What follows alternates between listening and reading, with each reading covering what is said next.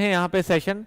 तो सभी बच्चों का वेलकम है यहाँ पे हमारे पास आईटीआई की एमसीक्यू प्रैक्टिस सेशन में। जो मैं पहली बार आप आईटीआई वाले बच्चों के लिए सेशन लेके आया हूँ। तो बच्चों अब मैं यहाँ से तो स्टार्ट कर रहा हूँ, लेकिन एंड अब कभी नहीं होगा, समझ लीजिए कंटिन्यू रहेगा हमारा एफर्ट आईटीआई वाले सभी बच्चों के लिए। अभी स्टार्ट इस एग्जाम से कर रहे हैं, आने वाले ए टू जेड जितने आईटीआई के एग्जाम है सभी फोकस करेंगे और इसी तरह से उसकी प्रैक्टिस और तैयारी कराएंगे। तो चलिए बच्चों, थोड़ा सा ज्यादा मैं कवर्ड दिख रहा हूँ ठंड की वजह से, रात को ठंड थोड़ी सी बढ़ जाती है यहाँ पे, तो मुझे देख के घबराए ना। क्लियर है, मैं ज्यादा पैक हो रखा हूं। चलिए चलिए तो शुरू करते हैं बच्चों। यहां पे वेल्डर का प्रैक्टिस सेशन में लेके आया हूं आप लोगों के लिए। वेल्डर के कुछ प्रीवियस ईयर इंपॉर्टेंट क्वेश्चन जो इस बार भी रिपीट होने के जिनके चांसेस हैं, हर एक क्वेश्चन का सबको आंसर देना है। पार्टिसिपेट करिएगा प्रॉपर, तभी फायदा है बच्चों। अगर आप पार्टिसिपेट नहीं करेंगे या क्वेश्चन के आंसर नहीं देंगे तो फिर वो मजा भी नहीं है और कोई फायदा भी नहीं है। तो चलिए स्टार्ट करें फिर क्वेश्चन को। पहला क्वेश्चन आप लोग को स्क्रीन में दिखाई दे रहा होगा, ठीक है ना। प्लीज आंसर सभी लोग करें बच्चों, जब तक आंसर नहीं करोगे कोई फायदा नहीं है पार्टिसिपेट करके, क्योंकि ये तरह से एक तरह से देखा जाए तो आपके लिए ये टेस्ट ही है, ठीक है ना। आपके लिए जो है ये टेस्ट ही है बच्चों, ठीक है ना। आप इसे अपना टेस्ट ही मान के चलें कि ये आप लोगों के लिए एक प्रॉपर टेस्ट है, ठीक है। तो चलिए चलिए शुरू करिए बच्चों और आंसर करना शुरू करिए पहले क्वेश्चन से। तो पहला क्वेश्चन अगर आप यहां पे देखोगे तो क्या है, in a gas tungsten arc welding GTAW, जिसको हम कहते हैं gas tungsten arc welding, the shape of the tip of the tungsten electrode use for welding of aluminium. अगर हम एल्युमिनियम की वेल्डिंग कर रहे हैं, ठीक है, हिंदी और इंग्लिश दोनों में है बच्चों क्वेश्चन, ध्यान से सुनिएगा। अगर हम एल्युमिनियम की वेल्डिंग कर रहे हैं तो वो पूछ रहा है जो टंगस्टन इलेक्ट्रोड यूज होता है बच्चों, गैस टंगस्टन आर्क वेल्डिंग में टंगस्टन इलेक्ट्रोड यूज होता है, ठीक है ना। उस टंगस्टन इलेक्ट्रोड की टिप जो है वो आगे से कैसी होती है। आप सबको पता है बच्चों tungsten electrode non consumable electrode होता है, मतलब कभी खुद खपत नहीं होती है उसकी, ठीक है ना, जो है वो खुद यूज नहीं होता है हमारी वेल्डिंग के दौरान। क्लियर है। कोई भी चीज का बच्चों मतलब समझ में ना आए तो जरूर पूछें, कुछ ज्यादा ही पैक है हाँ ज्यादा पैक हो गए, चलो कोई बात नहीं, थोड़ा कम कर लेते हैं हम। चलो चलो फटाफट बच्चों, प्लीज लेट मत करिए आंसर करने में, क्योंकि फिर उतना टाइम लगेगा ज्यादा, हमें इसके बाद फिटर की क्लास भी करनी है। चलिए बिल्कुल सी डी सभी लोग यहां पे आंसर कर रहे हैं CDD। तो बच्चों याद रखिएगा that and will be spherical and, वो होता है हमारा स्फेरिकल एंड बच्चों, that is your spherical and. Clear है। आप लोग को इंटेंसिटी ठंड की थोड़ी ज्यादा लग रही है तो मैं थोड़ा हल्का कर देता हूं। चलिए समझ आ गया बच्चों, वेरी गुड। जो सी आंसर कर रहे हैं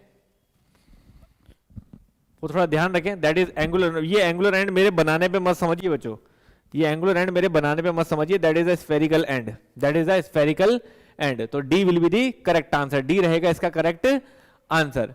चलिए नेक्स्ट क्वेश्चन पे आते हैं, नेक्स्ट क्वेश्चन पे आते हैं। अगला क्वेश्चन बच्चों, straight polarity welding refers to, आप सबको पता है बच्चों स्ट्रेट पोलैरिटी, ठीक है ना। यहां पे आप हिंदी में भी पढ़ सकते हैं, त्रिज्यू ध्रुवणता वेल्डिंग का संदर्भ में से है, डैश में से है। तो आपको पता है बच्चों पोलैरिटी हमारी कनेक्शन पे होती है जब हम इलेक्ट्रोड और वर्कपीस को पॉजिटिव और नेगेटिव अलग अलग तरीके से कनेक्ट करते हैं, ठीक है ना। तो यहाँ दो तरह की पोलैरिटी हमें देखने को मिलती है, एक स्ट्रेट पोलैरिटी होती है और एक हमारी क्या होती है, रिवर्स पोलैरिटी होती है, ठीक है ना। एक स्ट्रेट पोलैरिटी कहलाती है, एक रिवर्स पोलैरिटी कहलाती है। तो यहाँ पे वो आपको पूछ रहा है कि कौन सी पोलैरिटी में क्या कनेक्शन होगा।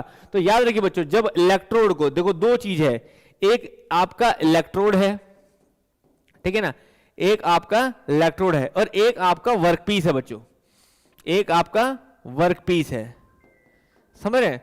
तो अगर आप अपने electrode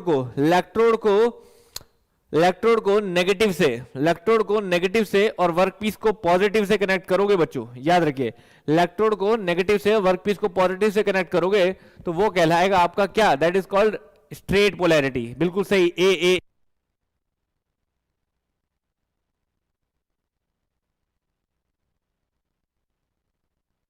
that is called your straight polarity. तो ये कहलाती है हमारी स्ट्रेट पोलैरिटी बच्चों, ठीक है ना। और अगर हम ठीक इसका उल्टा करते हैं,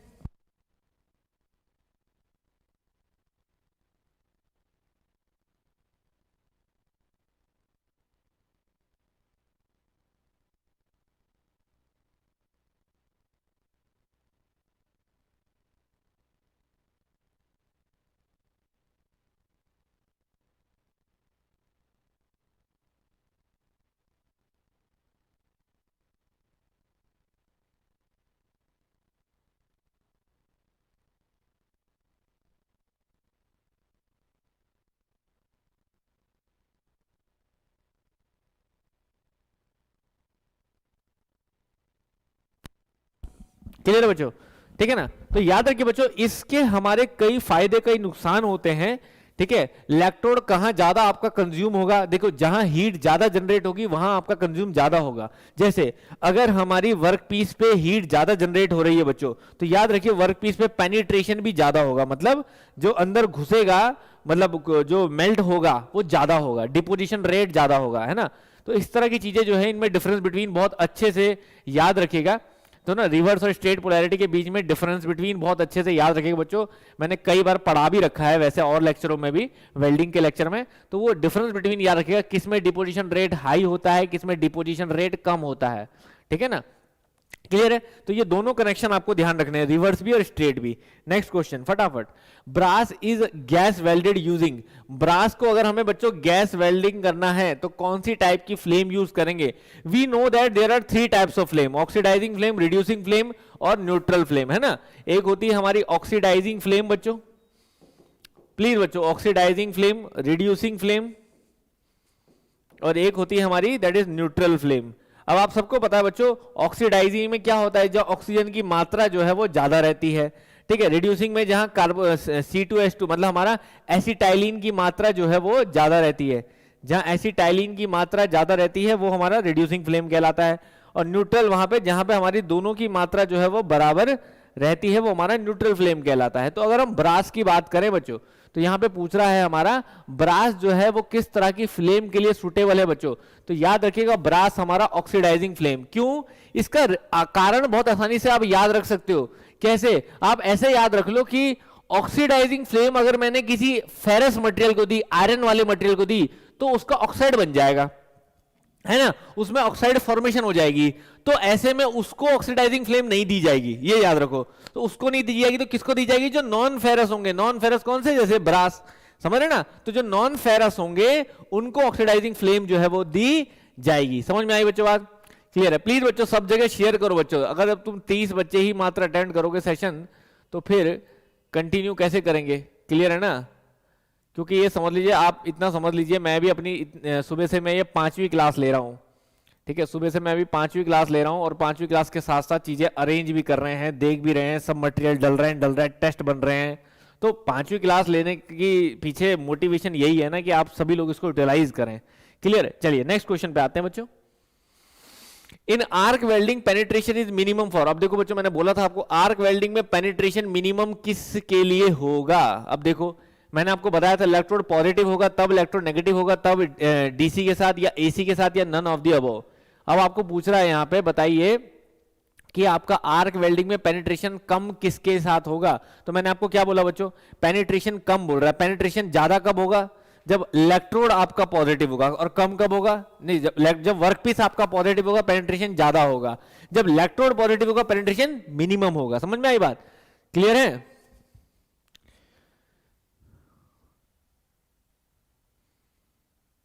क्या डीआरडीओ में तो 200 आता है बट आईटीआई का ज्यादा नहीं होता सर। नहीं नहीं, डीआरडीओ में भी और आईटीआई का बच्चों क्राउड अगर आप देखोगे दूसरे लेक्चर्स किसी और चैनल्स में तो वहाँ आईटीआई के मैकेनिकल के बच्चे 450 पढ़ रहे हैं। चलो भाई मैकेनिकल के आप जेई के बच्चे तो मुझे कह सकते हो कि कम है, जितने हैं 200 वही बहुत हैं क्योंकि 200 किसी और के पास भी नहीं पढ़ रहे हैं। लेकिन आईटीआई के बच्चे तो मैकेनिकल के 450-500 बच्चे भी पढ़ रहे हैं। बच्चे तो बच्चे हैं, ऐसी बात नहीं है। हमने कोशिश ये करनी है कि उन्हें बेटर से बेटर कंटेंट दें और आपने कोशिश करनी है कि उन तक वो पहुंचे, बस ये सीधी सी बात है। क्लियर है? ठीक है? नहीं बच्चे ईएडी में अब क्लास नहीं चलता है मेरा। चले चले बातें नहीं बच्चों, बातें नहीं, बातें बाद में करते रहेंगे।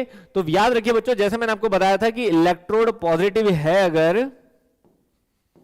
इलेक्ट्रोड पॉजिटिव है अगर आपका, तो आपका पेनिट्रेशन जो है, पेनिट्रेशन जो है वो क्या होगा?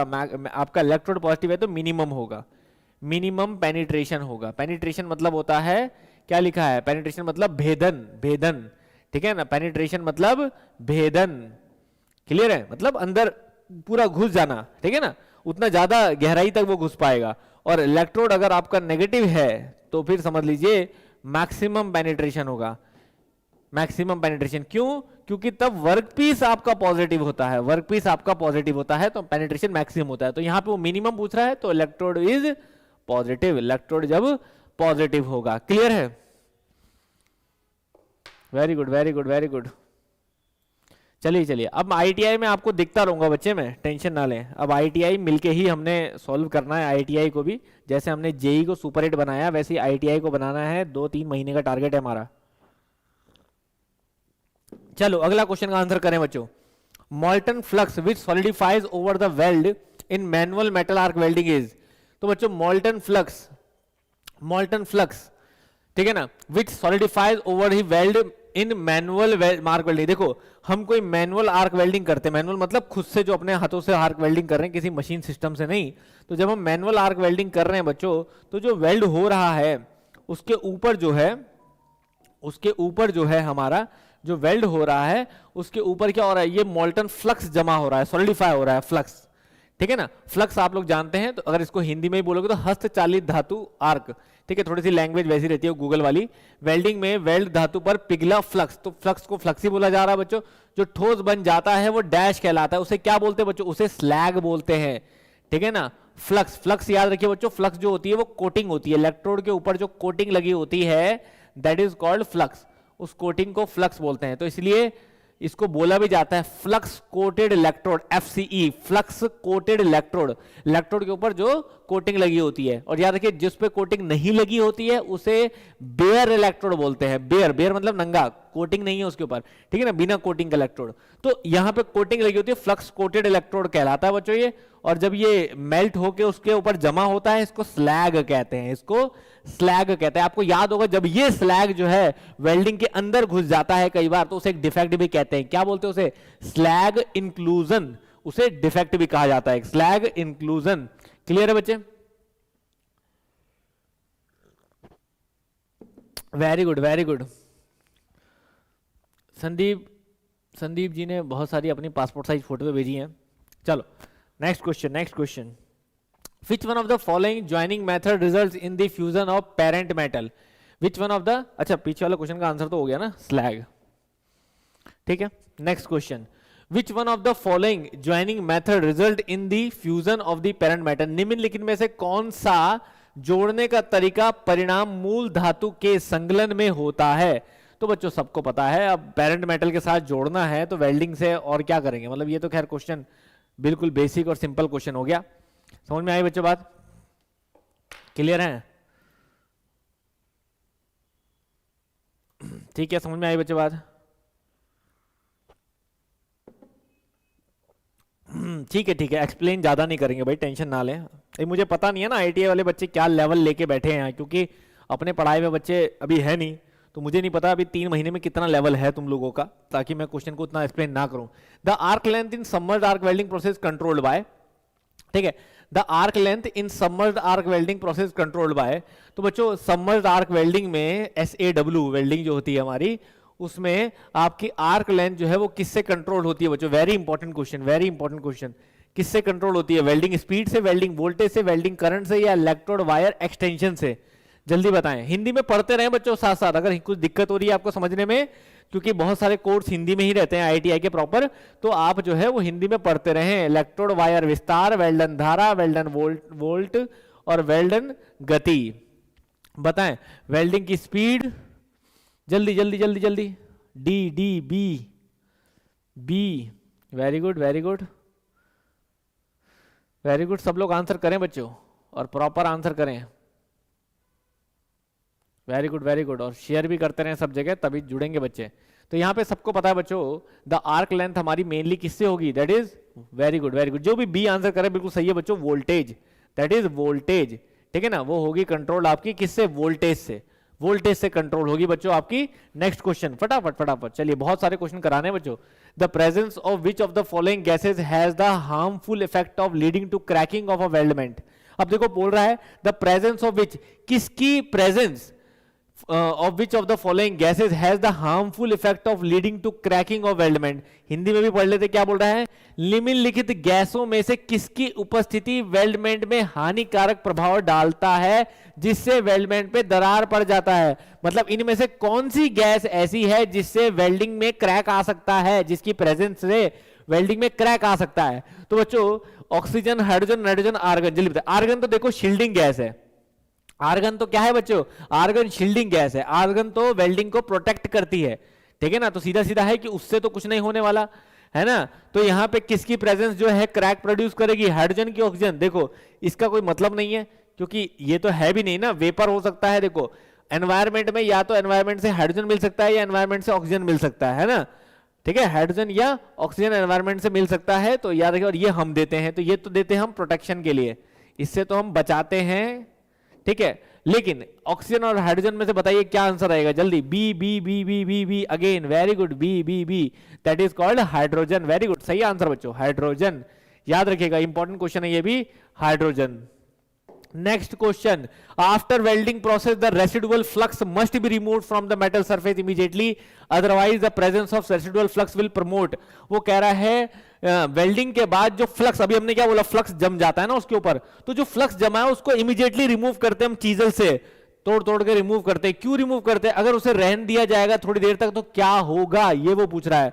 क्रैक फॉर्मेशन होगा, कोरोजन होगा, डिफ्यूजन होगा या अंडर कटिंग होगा? जल्दी बताएं, जल्दी बताएं क्या होगा, किस तरह का डिफेक्ट आ सकता है अगर उसे थोड़ी देर से हम लोग निकालेंगे। ठीक है ना। तो याद रखिए बच्चों, अगर हमने वेल्डिंग प्रोसेस के बाद वो रेसिडुअल मतलब बचा हुआ जो फ्लक्स है जो उसके ऊपर जमा हुआ है उसको नहीं निकाला, तो कोरोजन होने का चांस जो है वो सबसे ज्यादा रहता है बच्चों। ठीक है ना, वो रिएक्ट करके कोरोजन जो है वहां पे होने का चांस सबसे ज्यादा रहता है। क्लियर है? तो B will be the correct answer. Please बच्चों प्लीज सब जगह बताते रहें कि ये रेगुलर सेशन होने वाला है, और जहां जहां आपको सही लगता है बिल्कुल जरूर करके चलें प्रैक्टिस अपनी बच्चों। पेपर का टाइम ज्यादा नहीं है। For cutting operation the most suitable flame is, बताओ कटिंग ऑपरेशन के लिए सबसे सुटेबल फ्लेम कौन सी होती है? तो बच्चों वैसे तो वेल्डिंग में हम लोग कर रहे हैं, लेकिन वेल्डिंग में हम लोग वेल्डिंग गैस का कटिंग में भी यूज करते हैं, तो उसके लिए हमारी सबसे अच्छी फ्लेम कौन सी होती है? Neutral, oxidizing, carburizing, none of the. अब देखो बच्चों, कटिंग करनी है आपने, आपको इंटेंसिटी हाई चाहिए।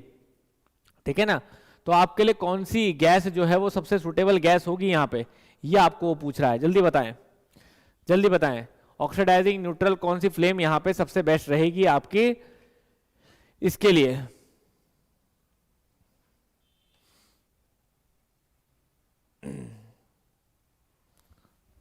जल्दी बताएं बच्चों आंसर यहां पे।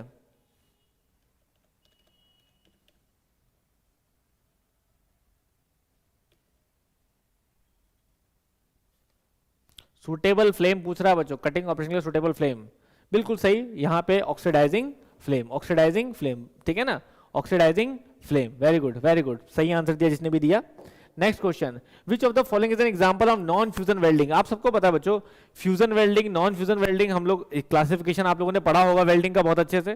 ठीक है ना, तो उसमें आपको पूछ रहा है बताओ इनमें से नॉन फ्यूजन वेल्डिंग कौन सी है बच्चों? Gas welding, arc welding, brazing या टिक वेल्डिंग? बहुत आसान है ये आंसर करना, जल्दी बताएं। लगभग मेरे ख्याल से सभी का सही होना चाहिए।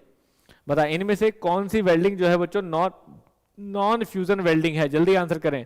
नॉन फ्यूजन बच्चों एक ही तो है यार, solid state welding, solid liquid state welding जिसे कहते हैं हम, सॉलिड लिक्विड स्टेट वेल्डिंग। ठीक है ना, जो सॉलिड भी होती है लिक्विड स्टेट भी में भी होता है, that is called brazing, that is called brazing. ठीक है ना, solid liquid state welding, that is called brazing. ठीक है ना, तो C will be the correct answer. Very good, very good, सभी का सही है, बहुत अच्छे, बहुत अच्छे। नेक्स्ट क्वेश्चन बच्चों, विच of the following is an exothermic welding process? इनमें से कौन सी एक्सोथर्मिक वेल्डिंग, एक्सोथर्मिक कौन सी होती है बच्चों? जो केमिकल रिएक्शन के बाद बहुत सारी हीट छोड़ती है, ऐसी कोई केमिकल रिएक्शन जिसको होने के बाद बहुत सारी हीट निकलती है, ऐसी। तो बच्चों नाम से पहचान जाओ, कुछ मिलाया हमने मिक्सचर, और मिक्सचर में क्रैकिंग करी, पटाखा फोड़ा और निकला, that is called thermite welding, that is called thermite welding. है ना, समझ आ रही बात? थर्मिट मिक्सचर मिलाते हैं ना, that is called thermite welding. D will be the correct answer. Very good, बहुत अच्छा, नाम से पहचान लिया करो। एक्सोथर्मिक रिएक्शन, ये कौन सी बोलेंगे इसे? उष्मारोधी। ठीक है ना, कौन सा उष्मारोधी वेल्डन प्रक्रम है? तो बच्चों साफ है, that is called thermite welding. Next question, gas welding is also known as, gas welding को और किस नाम से हम लोग जानते हैं बच्चों? तो बच्चा बच्चा जानता है उसे, आर्क वेल्डिंग तो नहीं बोलेंगे, मेटेलिक वेल्डिंग भी नहीं, फ्यूल वेल्डिंग भी नहीं, that is called oxy fuel gas welding, oxy fuel gas welding, क्योंकि उसमें ऑक्सीजन और acetylene as a fuel use होता है, तो that is called oxy fuel gas welding, उसे हम बोलेंगे। बहुत सिंपल क्वेश्चन है बच्चों, ये कोई दिक्कत नहीं है इसमें आंसर करने में, बट ये है कि अच्छे क्वेश्चन है, प्रीवियस ईयर पेपर में आ रखे हैं। नेक्स्ट क्वेश्चन, नेक्स्ट बच्चों, dash is use to protect the eyes and face of welder from arc radiation and spark during arc welding. कौन बच्चों देखो, dash is use to protect the eyes and face of welder from arc. तो बच्चों arc, जो arc से radiation आ रहा है और स्पार्क दिख रहा है आपको, समझते हैं ना, जो चेहरे पे जो चीज आ रही है उसके लिए आपको चेहरे पे क्या लगाना चाहिए, सेफ्टी शू। अब देखो जूते को मुंह में लगाओगे क्या, बताओ, ये तो कोई ऑप्शन है नहीं। वेल्डिंग हेलमेट, चिपिंग गॉगल या एप्रॉन। अब एप्रॉन से भी बचने वाले हो क्या तुम, जल्दी बताओ। तो ये तो बहुत ही आसान हो गया, अगर इसको भी कोई गलत बता दे तो उसे पेपर देने नहीं जाना चाहिए, ठीक है ना। क्या लगाओगे बच्चों, कुछ ऐसा लगाओगे ना, कुछ ऐसा लगाओगे बच्चे, इस टाइप से कुछ ऐसा लगाओगे जिससे थोड़ा सा तुम्हारा प्रोटेक्ट हो, that is called welding helmet, that is called welding helmet. ये होता है ना आपका screen, that is called welding helmet. तो इसके नीचे दिखना चाहिए आदमी जो भी है, क्लियर है, that is called welding helmet. तो that is B will be the correct answer. देखो कोई महाशय जिसने ये गलत दिया हो, very good very good very good. कई लोग इमरजेंसी में जूता भी यूज कर सकते हैं, ऐसी बात नहीं है, क्यों ऑप्शन ये दिया है पता नहीं है। Next question, the current range for a MS electrode 4 mm dia is. तो बच्चों माइल्ड स्टील का अगर इलेक्ट्रोड यूज कर रहे हो 4 mm डाया का, तो करंट रेंज क्या होगी। याद रखिए बच्चों, करंट हमेशा इलेक्ट्रोड पे डाया पे डिपेंड करता है, ये हमेशा याद रखिएगा। तो बताइए क्या रेंज होगी, 120, 190 से 190 से 120, 170 से 220, ये कुछ अजीब सा लिखा हुआ है ऑप्शन, 120 से 190 होगा, ठीक है। पर चलो कोई बात नहीं, यहाँ जो ऑप्शन है उसके हिसाब से क्या होगा। तो टाइम ना वेस्ट करते हुए डेटाबेस क्वेश्चन याद रखिए बच्चों, आईटीआई में सबसे इंपॉर्टेंट डेटा ही है कि इसकी रीडिंग कितनी, उसकी वोल्टेज कितनी, ये सबसे डिफिकल्ट पार्ट होता है। तो इस पार्ट को जो है वो हमेशा नोट रखा करो, मतलब कहीं भी जैसे दिखता है कहीं किसी क्वेश्चन में कि अरे यार ये आ गया, ये मत सोचो कि आपको याद रहेगा। ये मैं आज बता भी दूंगा आंसर, आप फिर भूल जाओगे, चाहे कोई भी हो सब भूल जाओगे, आप और मैं हूं। तो उसी टाइम जो है कहीं नोट करके अपना जो भी चार्ट वार्ट है उसमें लिख लिया करो कि भाई वेल्डिंग के इंपॉर्टेंट डेटा ये है ना। फिटर की, जो फिटर का कर रहा हो फिटर का देखे, जो वेल्डर का कर रहा हो वेल्डर के इंपॉर्टेंट डेटा एक शीट में चार्ट में सामने टंगे होने चाहिए ताकि आपको दिखता रहे, क्लियर है। तो A will be the correct answer, A will be the correct answer, very good. Next question बच्चों हमारा है the angle between welding torch and work in leftward gas welding technique. तो बच्चों आपको पता है दो टाइप की टेक्निक होती है, एक लेफ्ट वर्ड होती है, एक राइट वर्ड होती है ना, फॉरवर्ड बैकवर्ड भी बोलते हैं इसे। तो लेफ्ट वर्ड और राइट वर्ड टेक्निक में लेफ्ट वर्ड पूछ रहा है बच्चों, लेफ्ट वर्ड टेक्निक मतलब लेफ्ट की तरफ से चलते हुए जब हम वेल्डिंग टॉर्च पकड़ते हैं, द एंगल बिटवीन, तो कितना एंगल रहता है बच्चों उनके बीच में, जल्दी बताएं। The angle between welding torch and work, left word technique में वर्क पीस और वेल्डिंग टॉर्च के बीच में कितना एंगल रहेगा बच्चों। बहुत बार ये क्वेश्चन पूछा गया है, इंपॉर्टेंट क्वेश्चन है, याद रखिएगा 60 से 70 डिग्री, 60 से 70 डिग्री, ठीक है ना, 60 से 70 डिग्री, 20 से 30 नहीं बच्चे, ए आंसर कर रहे हैं सब। देखो वेल्डिंग टॉर्च और उसके बीच में पूछ रहा है वो, वेल्डिंग टॉर्च और उसके बीच में वर्क पीस के बीच में, ठीक है ना। तो जो आपको आंसर करना है वो उसी हिसाब से करना है, और ये लेफ्ट वर्ड भी याद रखो और राइट वर्ड भी याद रखो क्योंकि दोनों इंपॉर्टेंट है, ठीक है ना। 30 से 40 जो होता है वेल्डिंग रॉड के विद प्लेट के साथ होता है, ये इलेक्ट्रोड है, क्योंकि मैं आपको बता भी देता हूं लेफ्ट वर्ड टेक्निक और उसके बारे में, एक सेकेंड।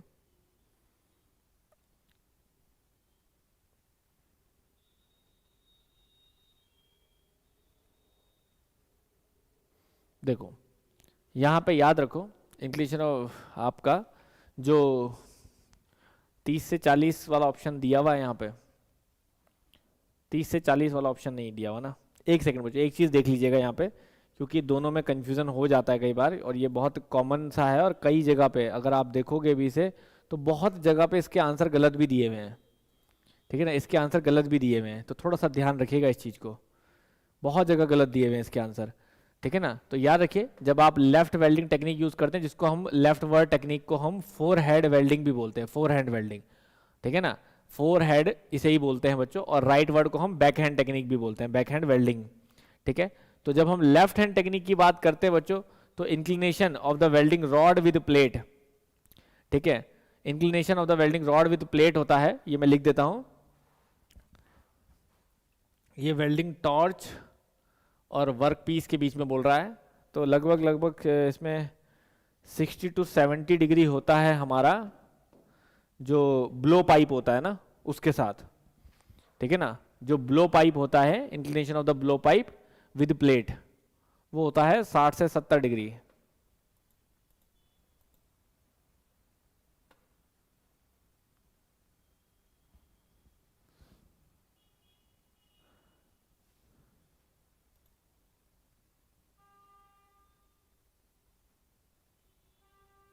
एक सेकंड बच्चों है, जरा मुझे रिफ्रेश करने दो ये।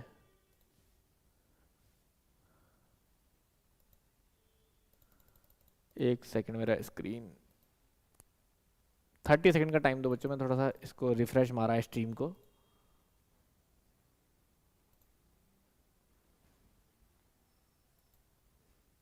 अभी आपको आवाज आ रही है मेरी? आपको आवाज आ रही है?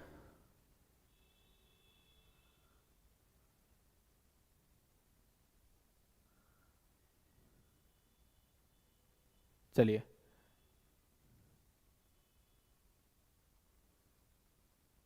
चलिए अब आ रही है ना आवाज? ठीक है, ओके ओके ओके ओके। थोड़ा सा यहाँ पे मेरा बफर होने लग गया था, मुझे लगा पूरा सबका ही बफर हो गया।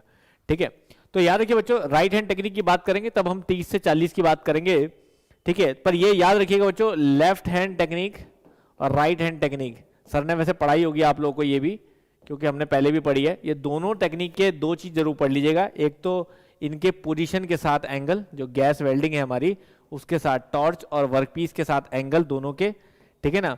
और दूसरी चीज याद रखनी है आपको, इनके एप्लीकेशन, ठीक है ना। अभी तो मैं फटाफट करा रहा हूं, लेकिन याद रखिए ये पढ़ के जरूर जाएगा। एप्लीकेशन मतलब कि जैसे ओवरहेड हमें वेल्डिंग करनी होती है कहीं छत में, तो कौन सी बेटर होती है, राइट हैंड फॉरवर्ड या बैकवर्ड, है ना। ये चीज इस तरह से जरूर पढ़ लीजिएगा, ठीक है ना, इस तरह से जरूर पढ़ लीजिएगा, क्योंकि एप्लीकेशन बहुत इंपॉर्टेंट है, उस पर भी क्वेश्चन आए हुए हैं पेपर में। और आपके आईटीआई लेवल के लिए तो एप्लीकेशन और भी ज्यादा इंपॉर्टेंट है। अगला क्वेश्चन बच्चों, welding transformer use to convert the, एक वेल्डिंग ट्रांसफार्मर जो है वो यूज होता है कन्वर्ट करने के लिए क्या, DC main supply into AC. अब वेल्डिंग ट्रांसफार्मर की बात कर रहे हैं तो वो क्या करेगा, मेनली वेल्डिंग ट्रांसफार्मर लगाया जाता है बच्चों वोल्टेज को डाउन करने के लिए, ठीक है ना, और करंट को बढ़ाने के लिए, है ना। हमारा जो यूज होता है वो इसी पर्पस के लिए यूज होता है। तो अगर हम यहाँ पे बात करें तो यहाँ पे क्या बोल रहा है हमें, यहाँ पे बोल रहा है कि डीसी मेन सप्लाई जो आएगी इनटू उसको एसी में कन्वर्ट करने के लिए, एसी मेन सप्लाई को डीसी में कन्वर्ट करने के लिए, एसी मेन सप्लाई को इनटू एसी वेल्डिंग सप्लाई में, डीसी मेन सप्लाई। देखो बच्चों, डीसी में तो वेल्डिंग होने की नहीं, ये क्या है, एसी मेन सप्लाई को एसी वेल्डिंग सप्लाई में, वेल्डिंग सप्लाई मतलब जिसमें लो वोल्टेज और हाई करंट हो, ऐसी सप्लाई में स्टेप डाउन करके जो है वो यूज करते हैं। तो that is for transformer. C will be the correct answer, C will be the correct answer, C will be the correct answer. Clear है? चलिए चलिए नेक्स्ट क्वेश्चन बच्चों, नेक्स्ट क्वेश्चन अगला है, oxygen cylinder valve sockets have, oxygen cylinder valve sockets have, जो oxygen cylinder के valve socket हैं वो डैश होते हैं, उसमें थ्रेड किस तरह के होते हैं बच्चों, लेफ्ट हैंड थ्रेड होते हैं कि राइट हैंड थ्रेड होते हैं कि multi start left hand right hand thread होते हैं, जल्दी बताएं। तो याद रखिएगा बच्चों, ये भी एक तरह का क्वेश्चन वैसा है जो प्रैक्टिकली काफी इंपॉर्टेंट है कि ऑक्सीजन सिलेंडर की अगर हम बात करें तो उसमें हमेशा, क्योंकि ये इन जनरल में याद नहीं रहेगा आपको, इसको याद प्रॉपर रखना पड़ेगा लिख के कि राइट हैंड थ्रेड होते हैं आपके, that is in oxygen cylinder, ठीक है ना। ऑक्सीजन सिलेंडर में आपके राइट हैंड थ्रेड जो है वो होते हैं, क्या होते हैं, राइट हैंड थ्रेड होते हैं। Very good. नेक्स्ट क्वेश्चन बच्चों, प्लीज बच्चों बढ़ते जाएं और पढ़ते जाएं।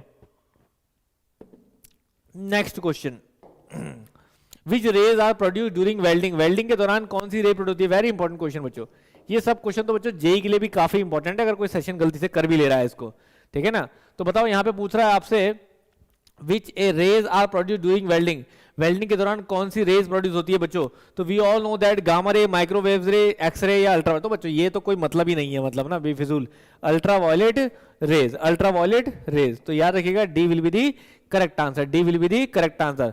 और प्लीज बच्चों डेली आए, डेली, ठीक है ना, ये भी 7 दिन कम से कम डेली आए, ठीक है ना। सिलेक्टिव क्वेश्चन आप लोगों को कराए जा रहे हैं, 7 दिन डेली आए प्रॉपर। चलिए नेक्स्ट क्वेश्चन पे हम बात करते हैं, इन metallic electrode coating factor will be, in metallic electrode coating factor will be,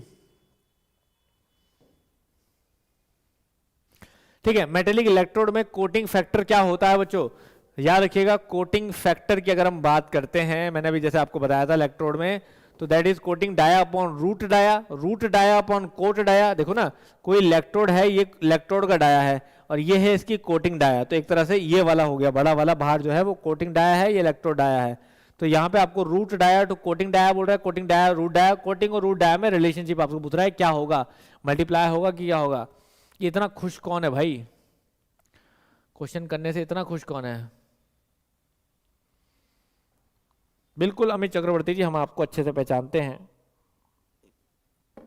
इस चैनल में आपको आपका भरपूर फायदा मिलेगा, हर जगह आप ही आप हैं, कोई टेंशन नहीं, ठीक है ना। तो यहां पे याद रखिए बच्चों, ये ऑलवेज होता है रेशियो की फॉर्म में, दैट इज कोटिंग डाया आपका मतलब जो बड़ा, इसको ऐसे याद रखो, coating factor is greater than 1 रहेगा, बस ग्रेटर देन 1 रहेगा। तो ऐसे में याद रखो कि बड़ा वाला जो कोटिंग डाया है वो आपका ऊपर आएगा, अपॉन रूट डाया जो है वो आपका नीचे आएगा। तो ऐसे में आंसर क्या कहलाएगा? A will be the correct answer, A will be the correct answer. Clear है? ए रहेगा आपका करेक्ट आंसर। समझ में आ गई बच्चों बात? ए रहेगा आपका करेक्ट आंसर। नेक्स्ट क्वेश्चन पे आते हैं। In 4 hand welding the weld is made, in 4 hand welding the weld is made, 4 hand welding में वेल्ड जो है आपका weld is made first from left to right and then from right to left, from right to left, from left to right, either from left to right to left. जल्दी बताएं जल्दी बताएं बच्चों। 4 अभी तो ये हमने टेक्निक डिस्कस करी, 4 हैंड वेल्डिंग अभी आप लोगों ने आंसर किया, तो इसके हिसाब से आप कर सकते हैं। 4 हैंड मैंने किसको बोला था? लेफ्ट की तरफ जाने वाला, right to left, from right to left, from right to left. B will be the correct answer, B will be the correct answer, ठीक है ना बच्चों। आज प्रॉपर क्वेश्चन करोगे, कल आपको इसकी पीडीएफ भी मिलेगी, ठीक है ना, पीडीएफ भी मिलेगी आपको, कल के सेशन से पहले इसकी पीडीएफ डल जाएगी। कहां डल जाएगी? ऐप में डल जाएगी, हमारे ऐप में डॉक्स एंड ई बुक्स करके ITI 7 डेज पीडीएफ करके एक फोल्डर मिलेगा आपको, कल से उसके अंदर डल जाएगी। क्लियर है? चलिए अगला क्वेश्चन बच्चों हमारे पास, दैट इज एडहेसिव, अगला question, adhesive bonding joint is a permanent joint, removable joint, temporary या all type of joint can be achieved through adhesive bonding। अब देखो बच्चों, adhesive bonding के थ्रू मतलब जब चिपका रहे हैं हम, उसमें चिपका के जोड़ रहे हैं किसी चीज को, तो वो किस तरह की उसमें आएगी? पीडीएफ मिलेगी आपको बच्चों। Make it easy live classes की ऐप को डाउनलोड करिएगा, make it easy live classes की ऐप को डाउनलोड करेगा, उसके अंदर रजिस्टर्ड करके लॉगिन करके डॉक्स एंड ई बुक्स नाम का फोल्डर दिखेगा, डॉक्स एंड ई बुक्स को क्लिक करेगा तो वहां पे आपको दिख जाएगा। मैं एक वीडियो भी डाल दूंगा, कहां आपको दिखेगा, आपको पता चल जाएगा, वहां से आप उसे डाउनलोड भी कर सकते हैं अपने पास, ठीक है ना। तो यहाँ पे आपको पूछ रहा बच्चों एडहेसिव बॉन्डिंग जो है वो किस तरह की है, तो याद रखिए एडहेसिव बॉन्डिंग हमेशा क्या, चिपक गया एक बार तो वो टूट टाट के निकलेगा, that is a permanent joint, वो एक तरह का परमानेंट जॉइंट ही होता है बच्चों एडहेसिव बॉन्डिंग। क्लियर है ना? अगला क्वेश्चन, ये क्वेश्चन थोड़ा सा खराब हो गया बच्चों क्योंकि ये इमेज फाइल थी। विच of the following is a spot welding, spot welding का सिंबल पूछा था बच्चों, यहाँ पे स्पॉट वेल्डिंग का सिंबल पूछा था आपको यहाँ पे, ठीक है ना। ये थोड़ा उस टाइप का क्वेश्चन था, मैं आपको क्वेश्चन ढूंढ के दोबारा लिख देता हूँ यहाँ पे, क्योंकि ये इमेज थी वो आया नहीं है यहाँ पे ढंग से, ठीक है ना। ये सिंबल बेस्ड क्वेश्चन था, मैं बताता हूँ आपको।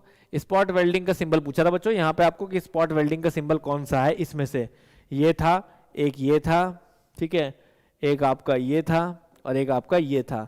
तो बताइए इसमें से स्पॉट वेल्डिंग का सिंबल कौन सा है? A B C D, जल्दी बताएं स्पॉट वेल्डिंग का सिंबल कौन सा है इसमें से, जल्दी बताएं बच्चों। स्पॉट वेल्डिंग, बिल्कुल बिल्कुल सबने गोला बना दिया, तो मतलब you all know that D will be the correct answer, D will be the correct answer. Very good. Next question बच्चों, अगला भी सेम फिगर वाइज क्वेश्चन है, मैं बताता हूँ। The symbol used for inspection in work study, work study में inspection के लिए कौन सा सिंबल यूज होता है? सबको पता है बच्चों, रेक्टेंगल, ठीक है। मैं आपको बता देता हूँ, कभी भी आप वर्क स्टडी कर रहे हो, this is for inspection, inspection मतलब जांचना, जांचने के लिए ये वाला, ठीक है ना। ऑपरेशंस के लिए ये वाला, वर्क स्टडी की बात कर रहे हैं, ऑपरेशंस के लिए ये वाला, डिले के लिए ये वाला, कहीं पर हम स्टोरेज कर रहे हैं, स्टोरेज के लिए ये वाला, ठीक है ना। इन सिंबल्स का यूज करते हैं बच्चों। और कहीं पर हम ट्रांसपोर्ट कर रहे हैं तो ट्रांसपोर्ट के लिए ये वाला,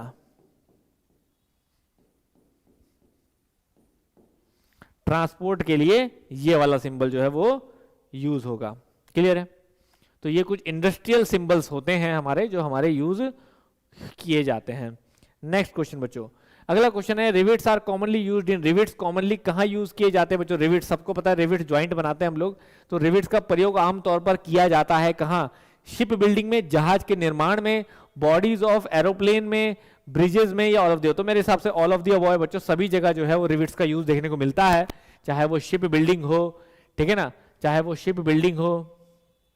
क्लियर है? अरे वाह, रेक्टेंगल बना बना के भेजा है बच्चों ने मेहनत से, वेरी गुड बच्चों। क्लियर है? इसके बाद बिल्कुल टिके रहना बच्चों, ये 2 घंटे ढंग से, ठीक है, मेरी क्लास के तुरंत बाद फिर फिटर की क्लास भी होनी है, ठीक है, तो ढंग से टिके रहना, अच्छे से करना सारी क्लासेस, तभी फायदा है, ठीक है। आज तो फिर भी 5-10 मिनट थोड़ा लेट शुरू हुआ मेरा क्लास, एग्जैक्टली 7 बजे शुरू हो जाएगा, ठीक है। अगला क्वेश्चन बच्चों, अगला question, rivet comprises of, rivet जो है वो किसका बना होता है बच्चों?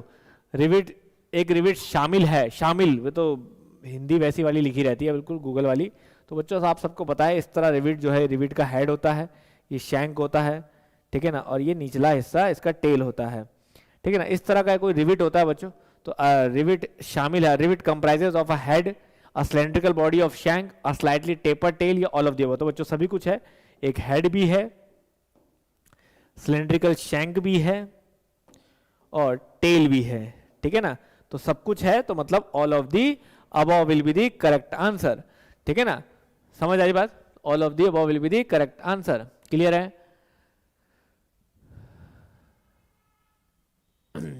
मैंने आपको देखा है कहीं, ओके, मुझे देखा है कहीं, देखा होगा बच्चों, रास्ते में भटकते कहीं देखा होगा, धूल छांकते देखा होगा। The caulking tool in the shape of, the caulking tool is in the shape of, caulking tool बच्चों आपको पता है, कॉल्किंग एंड फुलरिंग 2 प्रोसेस है बच्चों, जिसमें हम लोग क्या करते हैं, रिविट को सील्ड करते हैं। कभी भी 2 प्लेटों को अगर हमें जोड़ना है, वैसे तो यहाँ बच्चों को मैं क्या ही बताऊं, ITI के बच्चे हैं, इन्होंने सब कुछ करा हुआ अपनी जिंदगी में, ठीक है ना, लेकिन अगर मैं फिर भी ये बताऊं, तो यहाँ पे जैसे 2 प्लेटों को जोड़ना है, तो जब हम 2 प्लेटों को जोड़ेंगे तो रिविट से हम जोड़ तो देंगे, लेकिन प्रॉब्लम क्या होगी रिविट से जोड़ने के बाद भी, कि इसकी जो किनारियां होती हैं इससे लीकेज होता है बच्चों, तो उसके लिए हम लोग कॉल्किंग और फुलरिंग टूल्स का यूज करते हैं, जिससे ये चीजें दबाई जाती हैं प्रॉपर, ठीक है ना। तो sharp chisel, blunt chisel, hammer, single point cutting tool, तो कैसा टूल यूज करेंगे कॉल्किंग के लिए, बताएं बच्चों, कैसा टूल यूज करेंगे कॉल्किंग के लिए? तो याद रखिए कभी भी वो शार्प टूल नहीं होता है बच्चों, वो एक ब्लंट चीजल होती है, आगे से ऐसे ब्लंट रहती है, ठीक है ना, आगे से ऐसे ब्लंट रहती है, that is called blunt chisel. Blunt मतलब आगे से बिल्कुल गुदी हुई, कोई पॉइंट नहीं बना होगा उसका, ठीक है ना, ब्लंट मतलब आगे से बिल्कुल बिल्कुल ठुकी हुई थी, ठीक है ना, समझ आई बच्चों बात, ठीक है ना। बढ़िया बढ़िया, तुम्हारे पढ़ाते पढ़ाते हिंदी और बढ़िया हो जाएगी। The thickness of a fullering tool, same वही फुलरिंग टूल, दूसरा टूल फुलरिंग टूल है बच्चों, तो फुलरिंग टूल के लिए थिकनेस पूछ रहा है, तो आपको पूछ रहा है comparatively very large than that of a plate. बहुत इंपॉर्टेंट क्वेश्चन है बच्चों, वेरी वेरी इंपॉर्टेंट क्वेश्चन, हर जगह पूछा जाता है ये क्वेश्चन, कि फुलरिंग टूल की थिकनेस जो है वो कितनी होती है। तो याद रखिए बच्चों, फुलरिंग टूल की थिकनेस जो है वो प्लेट से बड़ी होती है, comparatively very small then that of the plate, same as that of the plate, या any one of the above. अब देखो फुलरिंग टूल होता है जो प्लेट के बराबर दबाता है, फुलरिंग टूल याद रखिए, फुलरिंग टूल वो होता है जो प्लेट के बराबर दबाता है, तो उसकी थिकनेस प्लेट की ही थिकनेस के बराबर होनी चाहिए, तो same as that of the plate, same as that of the plate, बिल्कुल उतनी ही जो प्लेटों के समान हो, ठीक है ना, बिल्कुल उतनी ही जितनी प्लेटों के समान हो, समान हो। क्लियर है बच्चों? That is C will be the correct answer. Next question बच्चों, रुकना नहीं है, झुकना नहीं है, 2-3 घंटे प्रॉपर तरीके से समझ लीजिए, 7 बजे मेरे साथ शुरू करोगे, 9 बजे सर के साथ खत्म करोगे। क्लियर है ना? तो वेल्डिंग वाले हैं वेल्डिंग वाले करो, फिटर वाले फिटर करो, क्लियर है, पर ढंग से प्रॉपर करो, ठीक है।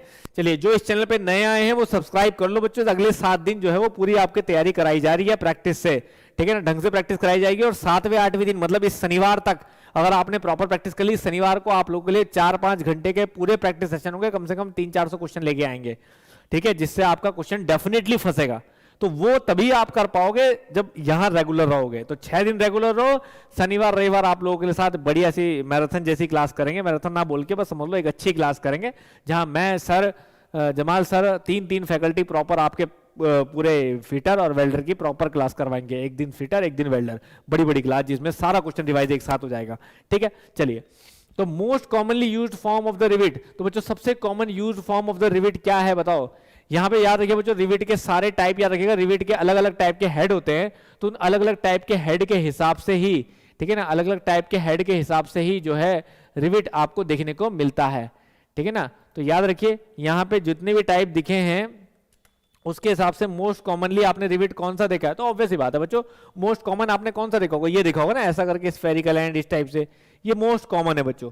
तो इसको बोलते हैं हम स्नैप हेड, इसको बोलते हैं हम स्नैप हेड और कप हेड। तो याद रखिए सबसे कॉमन जो है वो स्नैप और कप हेड ही हमें देखने को मिलता है, सबसे कॉमन जो है वो स्नैप हेड और कप हेड ही हमें देखने को मिलता है। क्लियर है?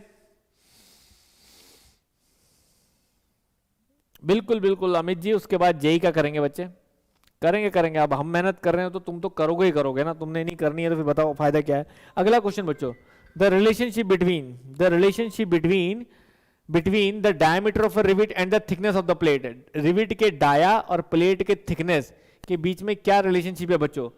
सबको पता है बच्चों, अगर आपको नहीं पता तो बहुत बड़ी दिक्कत है, आप करें। क्लियर है? बताओ बताओ बच्चों, यहां पे diameter of a rivet and thickness of the plate, plate की थिकनेस और डायमीटर ऑफ रिविट के हिसाब से बताएं। D is equal to 6√T, 6√T are लिखा हुआ है बच्चों, थिकनेस के हिसाब से T आ जाएगा यहाँ पे 6√T, तो D is equal to √6√T। Clear है ना? That is the correct answer, C will be the correct answer, C will be the correct answer. Clear है? क्लियर है? ठीक है। डी क्यों बोल रहा है भाई बच्चा? 6T नहीं होता बेटा, 6√T होता है। क्लियर है ना? नेक्स्ट बच्चों, the angle which we can't make using both the set square is, वो एंगल बच्चों, the angle which we can't make using both the set square is, बताओ बच्चों वो एंगल जो हम सेट स्क्वायर से नहीं बना सकते।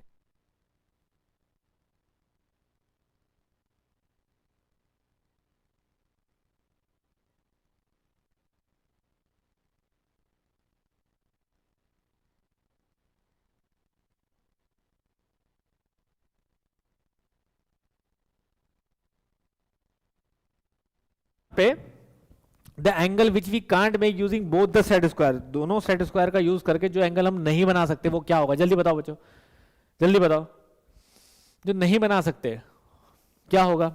बड़ा इंपॉर्टेंट क्वेश्चन है ये। वेरी गुड वेरी गुड, हाँ बिल्कुल अच्छी ट्रिक है। तो बच्चों याद रहे, that is called 125 degree, that is called 125 degree, जो नहीं बना सकते वो है 125 डिग्री। बहुत इंपॉर्टेंट है बच्चों, 105 नहीं 125 डिग्री। क्लियर है? वेरी इंपॉर्टेंट, वेरी इंपॉर्टेंट, याद रखिएगा।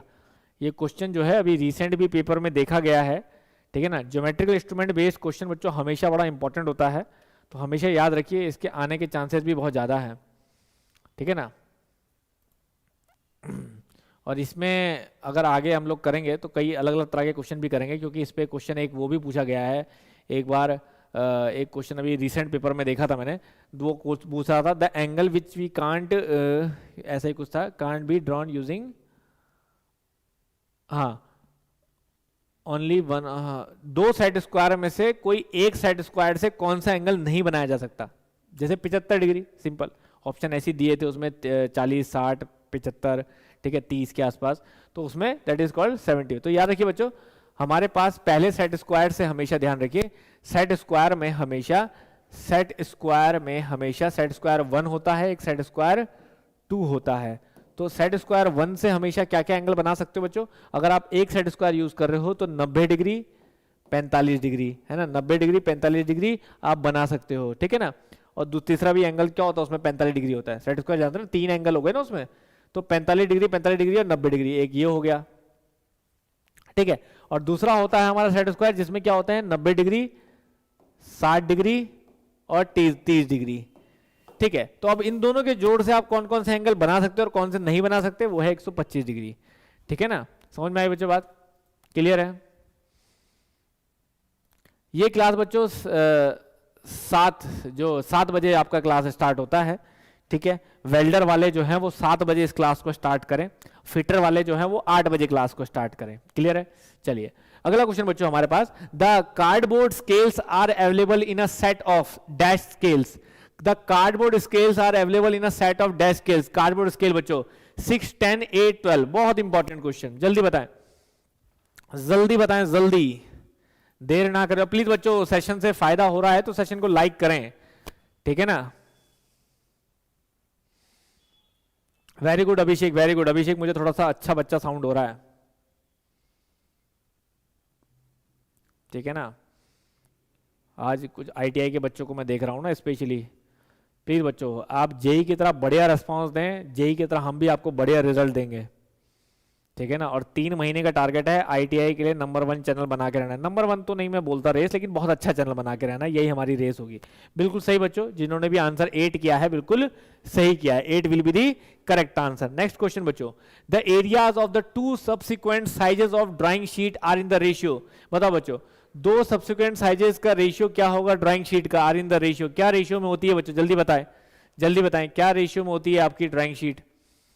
दैट इज सब्सिक्वेंट रेशियो बच्चों, हम क्या करते हैं एक साइड को हमेशा हाफ करते हैं, that is called 1/2, that is called 1/2, एक साइड को हमेशा क्या करते हैं हाफ करते हैं, तो दैट इज कॉल्ड 1/2, ठीक है ना। Very good very good.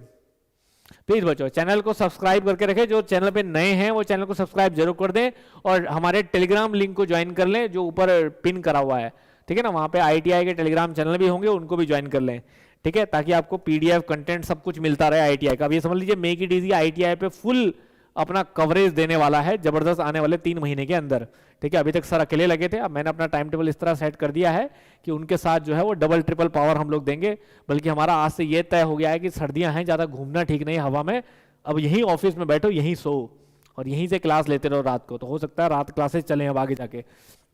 For marking angles which of the following drawing tool is used, angle को मार्क करने के लिए कौन से ड्राइंग टूल यूज होंगे, which of the following drawing tool is used, ठीक है। Protractor, divider, compass, French curve, जल्दी बताएं बच्चों। प्रोटेक्टर, डिवाइडर, कंपास, ये तो आसान है यार, इसमें क्या गड़बड़ है। तो एंगल मार्क करना है ना, तो क्या यूज करोगे तुम सबसे आसान, that is called your protractor, that is called your protractor, that is called your protractor, A will be the correct answer. Divider angle mark करने बच्चे, that is called your protractor. Next question, ठीक है, अगला question, which of the following is reducing scale, which of the following is reducing scale, इनमें से कौन सा reducing scale, reducing मतलब जो छोटा करता है, बताओ बच्चों, गलती मत करिएगा, बहुत आसान है। रिड्यूसिंग स्केल बच्चों कौन सा रिड्यूसिंग स्केल होगा, इसमें ड्राइंग का सिंपल सा क्वेश्चन है।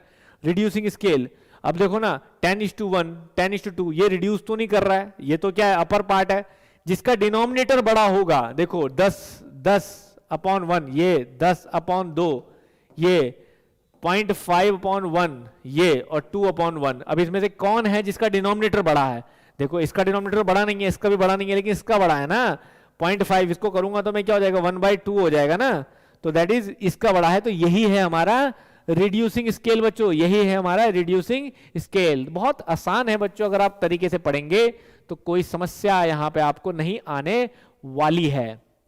समझ में आई बच्चों बात, समझ में आई बात, very good very good very good, ठीक है। बस बीच में 5 मिनट का ब्रेक आएगा बच्चों उनके लिए, जो वैसे तो खैर वेल्डर वाले अलग हैं, फिटर वाले अलग हैं, लेकिन अभी फिलहाल हम वेल्डर वालों की बात कर रहे हैं। अगर वेल्डिंग में चाहते हैं आप बहुत अच्छा डीआरडीओ, यार डीआरडीओ से अच्छा डिपार्टमेंट तुम्हें क्या मिलेगा, समाज में भी इज्जत है और अपनी आंखों में भी इज्जत है। क्योंकि जनरली क्या होता है, जब आप किसी स्टेट लेवल की जॉब ज्वाइन करते हैं तो समाज में तो इज्जत होती है, लेकिन अपनी आंखों में नहीं रहती है।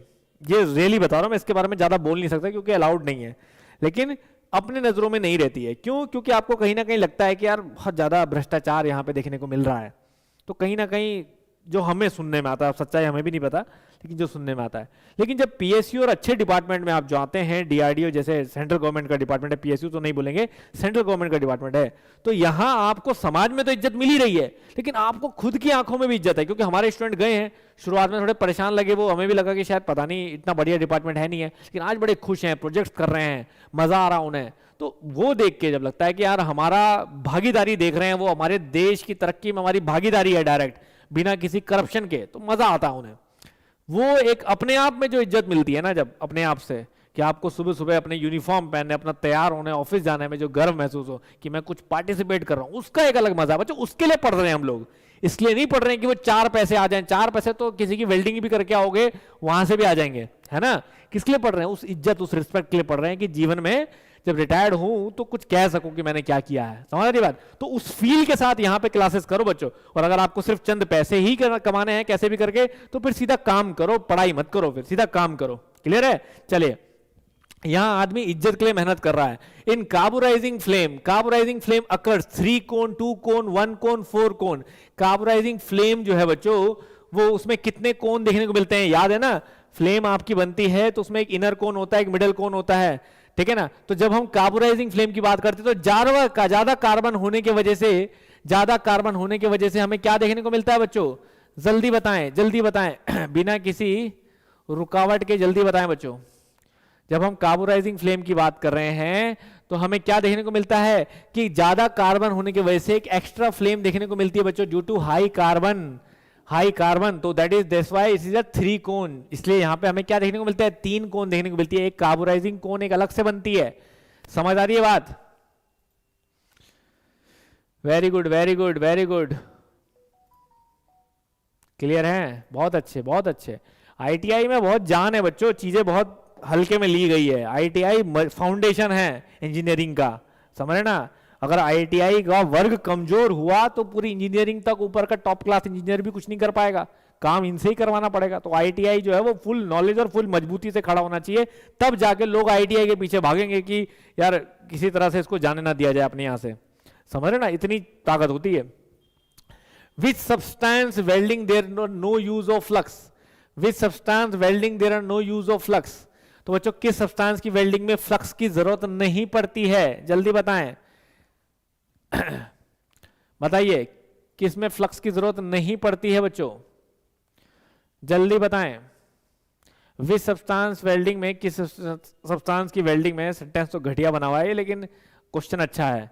तो बच्चों आप सबको पता है किसमें? कास्ट आयरन में। Very good, that is in cast iron, ढलवा लोहा, that is cast iron. Cast iron में फ्लक्स की जरूरत नहीं पड़ती है। क्लियर है ना, बिकॉज वो रिएक्टिव नहीं है उसके साथ। क्लियर है?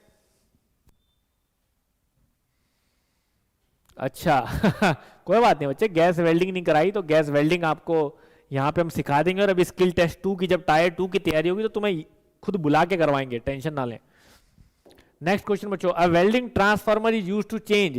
एक वेल्डिंग ट्रांसफार्मर जो है वो क्या चेंज करने के लिए बनाया गया? तो बच्चों मैंने आपको कहा था, ये तो क्वेश्चन हम लोगों ने ले लिया था अभी तक, ये क्वेश्चन तो हो चुका है, ठीक है। The highest temperature of the flame will be generated, ठीक है ना। फ्लेम का हाईएस्ट टेम्परेचर बच्चों कहां जनरेट होता है? आउटर कोन में, इनर कोन में, between the outer and inner cone, या at the tip of the torch? जल्दी बताएं, बहुत इंपॉर्टेंट, बहुत इंपॉर्टेंट बच्चों, और बहुत इंपॉर्टेंट क्वेश्चन भी है और बहुत बार पूछा भी गया है।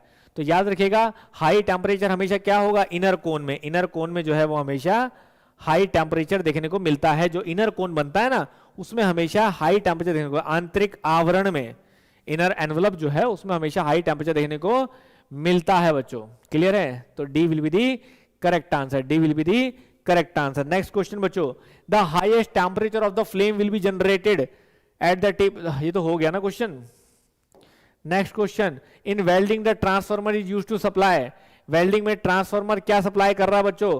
तो बच्चों जैसे मैंने बताया था, वोल्टेज, लो वोल्टेज को डाउन कर रहा है और क्या कर रहा है? करंट को बढ़ा रहा है। तो कम वेल्डिंग वोल्टेज और अधिक welding current, D will be the correct answer, D will be the correct answer बच्चों। Very good. Next question, which is the easiest position to weld? सबसे आसान पोजीशन वेल्डिंग की क्या है? वेल्डिंग करने की बताओ। फ्लैट पे वेल्ड करना, वर्टिकल पे वेल्ड करना, हॉरिजॉन्टल पे या ओवरहेड पे? अब ये फ्लैट और हॉरिजॉन्टल में कंफ्यूज मत होना, जल्दी बताओ। सबसे डिफिकल्ट तो मेरे हिसाब से ओवरहेड है ना, तो वो तो ऑप्शन से काट दो आप, समझ रहे ना। सबसे डिफिकल्ट तो जो है वो ओवरहेड ही है, तो वो तो ऑप्शन से आप काट दो। तो बचा क्या आपका? ऑब्वियस ही बात है यार, फ्लैट वेल्डिंग इज सबसे आसान है। फ्लैट वेल्डिंग जो है वो सबसे आसान है, ठीक है ना। Flat welding is very easy, तो A will be the correct answer. Next question, the depth of a fusion of a weld is known as. Weld की सलयन की गहराई को डैश कहा जाता है? बताइए, डेप्थ ऑफ फ्यूजन को क्या कहेंगे हम? पेनिट्रेशन कहेंगे, मोल्टन पूल कहेंगे, फ्यूजन कहेंगे या ड्रैग कहेंगे? बड़ा अच्छा क्वेश्चन है, सिर्फ लैंग्वेज बेस्ड क्वेश्चन है बच्चों, कि क्या कहेंगे उस हिसाब से आपको बताना है। तो अभी मैंने थोड़ी देर पहले ही बताया था बच्चों कि डेप्थ ऑफ फ्यूजन, कितना गहराई तक वेल्ड कर रहा है, उसको हम क्या बोलते हैं? पेनिट्रेशन बोलते हैं, व्यापन। अभी व्यापन और एक जगह क्या बोल रहा था वो? भेदना। तो ये गूगल वाली हिंदी जो है थोड़ा सा डिफिकल्ट होती है, ठीक है। आप लोग अपनी हिंदी समझ जाएं कि मैं मतलब इस चीज का पूरा समझा दे रहा हूं, और धीरे धीरे आईटीआई की हिंदी कोर्स की हिंदी भी जो है मुझे आ जाएगी, ठीक है ना। तो वो और बेहतर हो जाएगी, आप लोगों के लिए आसान हो जाएगी। तो बस मेहनत ही तो करनी है, हम भी कर रहे हैं, आप भी करो। तो दैट इज कॉल्ड पेनिट्रेशन, उसको क्या बोलेंगे हम? पेनिट्रेशन। वेरी गुड बच्चों। Next question, in TIG welding which gas is used for shielding purpose? Please बच्चों जो भी नए आए हैं वो चैनल को सब्सक्राइब कर दें, नहीं तो कल मिलेगा नहीं तुम्हें कहां है चैनल, ठीक है ना। In TIG welding which gas is used for shielding purpose? Shielding purpose के लिए कौन सी गैस यूज करते हैं बच्चों? बच्चे को पता है, बच्चे बच्चे को पता है कि आर्गन गैस का यूज किया जाता है, हीलियम आर्गन गैस का यूज किया जाता है शील्डिंग के लिए। शील्डिंग मतलब प्रोटेक्शन, प्रोटेक्शन मतलब बचाव। कैसा बचाव, किस चीज से बचाव करना है? बचाव करना है बाहर की एटमॉस्फेयर की, वातावरण की जो गैसें हैं वो घुस ना जाए उस वेल्डिंग के अंदर, जिससे कि वो डिफेक्ट क्रिएट कर दे। तो उससे बचाने के लिए हमें क्या है, प्रोटेक्शन बनानी पड़ेगी, प्रोटेक्शन शील्डिंग गैस की। क्लियर है, समझ आ रही बात? Very good. Next question, which one of the following term is not related to welding? इनमें से कौन सी टर्म वेल्डिंग से रिलेटेड नहीं है? फ्यूजन वेल्डिंग से रिलेटेड है, बॉन्डिंग वेल्डिंग से रिलेटेड है क्या, बीड पेनिट्रेशन? जल्दी बताओ कौन सी नहीं है बच्चों, वेल्डिंग से रिलेटेड टर्म कौन सी नहीं है? बड़ा अच्छा है, अच्छा क्वेश्चन है, दो ऑप्शन अच्छे दिए हैं तो उसमें कंफ्यूज हो सकते हैं। तो बच्चों साफ है वेल्ड बीड आप जानते हैं बच्चों, जो वेल्डिंग के बीच में इस तरह से जो क्रिएट किया जाता है ना, इसको हम वेल्ड बीड कहते हैं बच्चों। ये जो वेल्ड बीड है that is called weld Beed. तो वेल्ड बीड वेल्डिंग से पेनिट्रेशन, फ्यूजन। तो बॉन्डिंग जो है वो हमारी जोड़ने से रिलेटेड है। वैसे तो बॉन्डिंग भी डाल सकते हैं हम वेल्डिंग से रिलेटेड, लेकिन डायरेक्ट कोई टर्म है नहीं बॉन्डिंग, तो बॉन्डिंग को आंसर करेंगे फिर। क्लियर है, क्लियर है, very good very good very good. Next question बच्चों, what is the percentage of tin in soft solder? Soft solder, please बच्चों विजय सर की क्लास को प्रॉपर फॉलो करो सभी लोग। विजय सर के पीछे समझ रहे ना, जैसे जेई और एई के लिए सब मेरे पीछे चलो, मैं सीधा सीधा कहता हूं सभी फैकल्टी को, जैसा बता रहा हूं वैसा करो। लेकिन आईटीआई के लिए हम विजय सर के पीछे हैं, बिकॉज उन्होंने आईटीआई के ऊपर बहुत मेहनत करी है कई सालों से, उनसे बेहतर आईटीआई को कोई जानता नहीं है, ठीक है ना। तो इसलिए ये बिल्कुल दिमाग में मत लाना कि सर इसकी क्लास आप ले लो या उसकी क्लास आप ले लो, जो जिसका एक्सपर्ट है वो वही लेगा, वो हमें यूटिलाइज करेंगे। तो विजय सर हैं जो हमें लीड करेंगे कि आईटीआई में करना क्या है और कैसे करना है, हम उनको फॉलो करेंगे।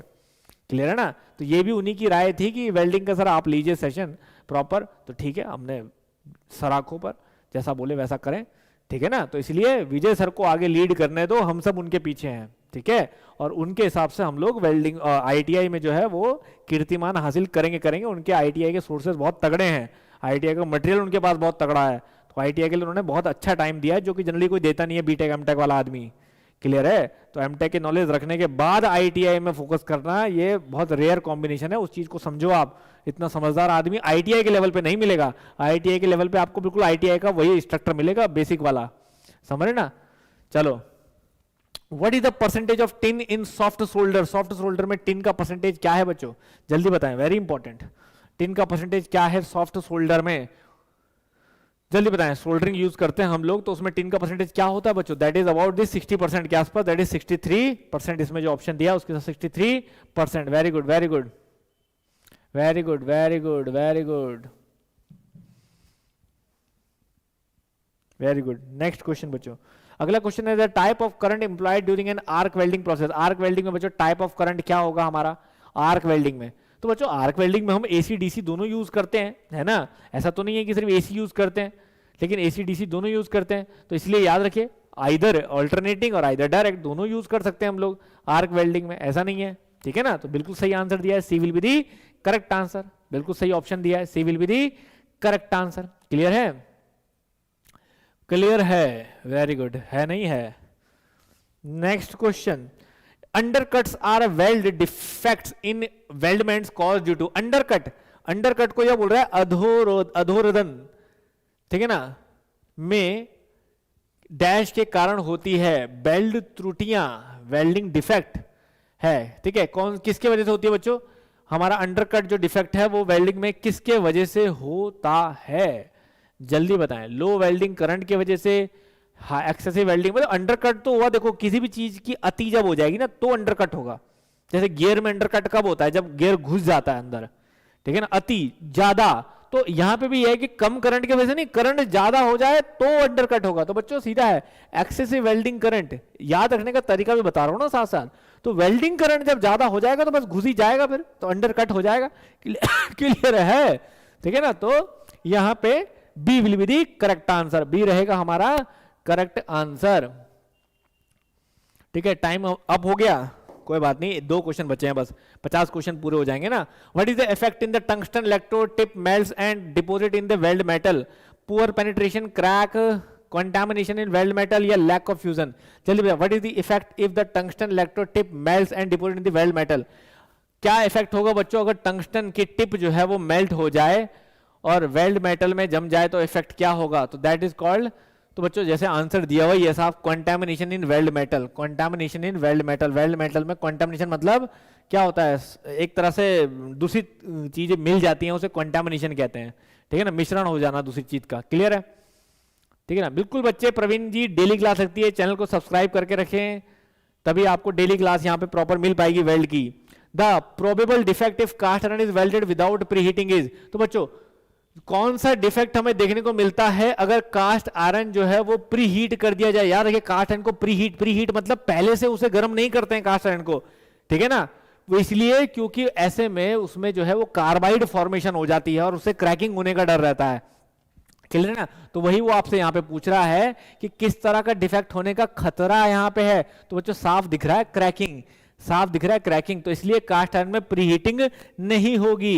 ठीक है ना, समझ में आई बच्चों बात। तो ये हुए बच्चों आपके 50 क्वेश्चन पूरे। इसी तरह से आप मेरे साथ 50 क्वेश्चन कल भी करेंगे, लेकिन कल उसके लिए आपको सबको बताना पड़ेगा कि 7 बजे जो है आपको 7 PM पे मेरे साथ आना पड़ेगा, फिर हम करेंगे ITI के बेस्ट वेल्डिंग के बढ़िया क्वेश्चन, ठीक है ना। उसके बाद आप करिए अब 8 बजे से यहाँ पे फिटर के क्वेश्चन। तो thank you very much guys, कल मिलते हैं, थैंक यू, बाय।